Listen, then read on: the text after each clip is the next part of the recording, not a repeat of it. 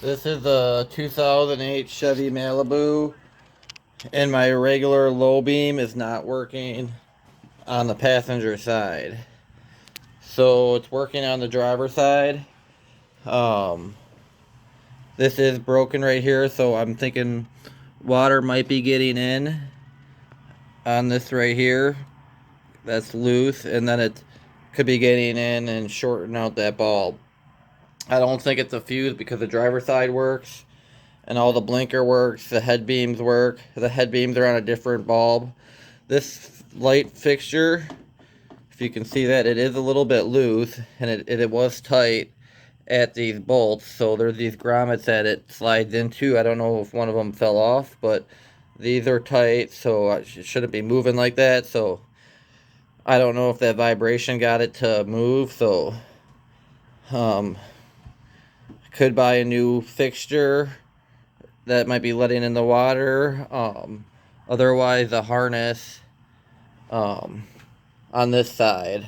But if I get one light bulb, the whole fixed plastic cover or whatever, I want to get it for both. So one's not new and one's old. So that's that. And then I don't know. So these are 10 millimeters holding it down. I'm going to unscrew those so I can get back and look in there more. So I unscrewed these two bolts, watching to see if that bulb flickers on. I've already replaced it and it went out again. It's been doing this. I pulled out a fuse that I read online that somebody said take out the fuse so because it had the daytime running lights. But so these were screwed on right here, and then yeah, there's just these plastic things. I'm gonna check the other one to see if there should be like more of a rubber so that fits in better, so it's not moving around as much. I don't know if this is a little flimsy while I was moving, but I had those tight. There might be a little bracket piece that's missing that's making it loose, but I've been moving it around and it's still not coming back on. I don't know if it actually burned out this time. So if I get the harness, yeah, this is a little wet down here. I feel water on that, so water is probably getting in. So I could be looking at having to get a new fixture, and then if I do that, I'm gonna have to get it for both. But yeah, and then you can see there's water on there too. Water on this where it sits, where it's getting in between the hood and that. So I might try and caulk it or something before getting a new one.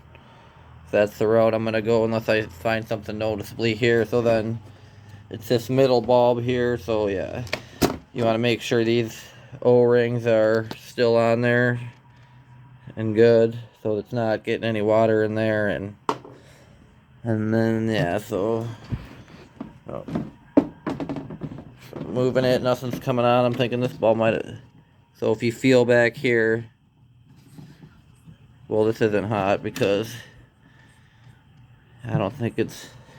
I think it's actually burned out. Last time I did this, it was really hot. So see, there, it just turned on when I did that. God, this is annoying. See, now it's on. I was already in here once trying to tape. I don't know if it's when I twist it. You see how I don't know if this metal is touching that metal. Okay, well this is, yeah. Yeah, it's not hot right now, but it hasn't been coming on. I don't know if when I put that lid back on, I'm pinching it, or if it gets wet. Now I'm taking this out. So I'm gonna look in here. It's getting hot already. Yeah, it's getting warm.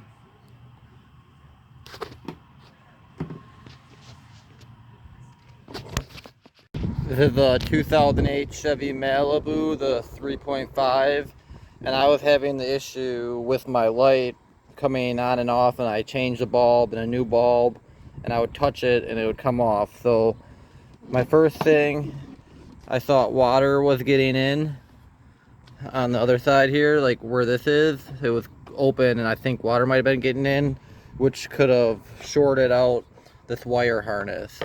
So what I did, I just put an electrical tape over the top so that water can't get in that lip there. So I mean, eventually I'm just gonna buy new ones, but just to testing it right now, and you can't barely even see with the hood down, so that's keeping the water out. That was the first thing I thought that was going on with it. The second thing, the harness was all corroded. Like, well, I should have took a picture, but yeah, the harness itself was completely shot, and like I even tried touching the wires and wrapping them with electrical tape. But so what I did, go to O'Reilly's and tell them you need the socket for the low beam. This is a low beam. That's a high beam not connected. So this part was like $10. And what I did, I cut out the old one. I already replaced it with this. This is a new one here. Oop. So yeah, I just cut the wires and I crimped on one of these. And then the bulb only goes on one way.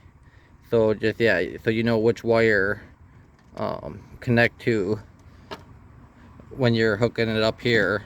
The yellow one, and then the black one's the ground. So this light was fine, so that's why I didn't think it was a fuse. So I think that water could have been shorting out the harness. But this bulb is still really hot if you touch that. So yeah, it's an H11 bulb. Asked for H11 socket. It also worked with H8. So the third thing, when you, I didn't know if this is touching that metal thing there and like that metal there, but after I changed these wires, it seems to be working. But so yeah, otherwise you can replace this whole harness coming from there. You can clip that off and pull the whole thing out and then replace this whole harness.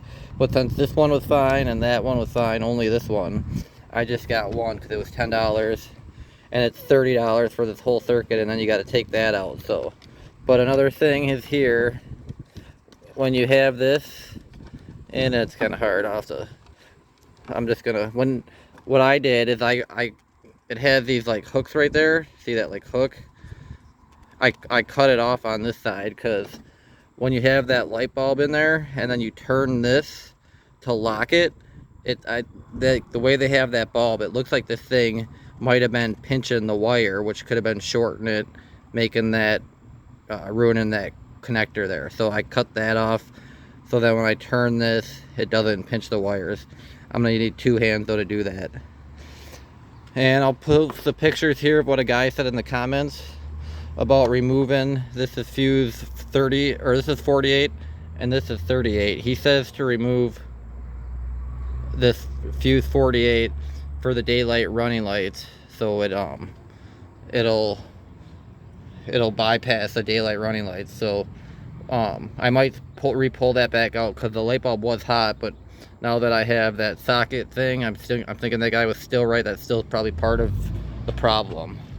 So yeah, because this is really hot. So yeah, I would just get a new socket, and then if you think you have water coming in, tape it up. And yeah, if you think that's pinching your wire, rip that thing off so when you turn it, it's not clipping the wire. And yeah, I just don't know if that's touching in there, but I don't think so because the other one's the same. So I don't know. It's working right now. It's been working for like a week after changing out one of these. So that's my solution.